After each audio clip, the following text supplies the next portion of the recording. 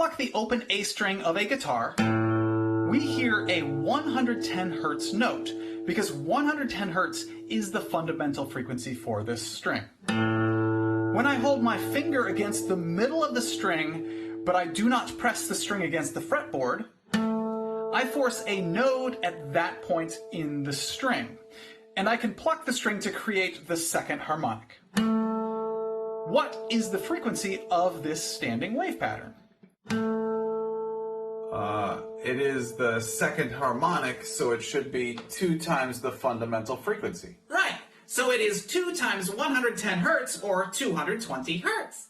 Correct, and if I again hold my finger against the string, but do not press the string against the fretboard, I force a node at this point.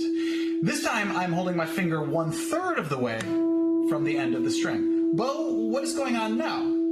Well, if you are creating a node at 1/3 L, then this should be the third harmonic, or 3 times 110, or 330 hertz.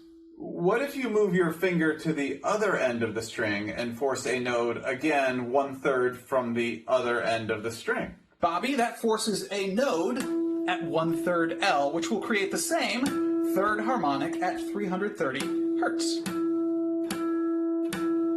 What about all the other strings on the guitar? They create different frequencies than that A string.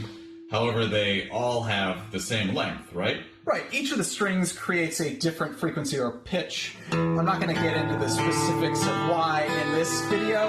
However, I will say that the mass per unit length of a string affects the speed of the wave on the string.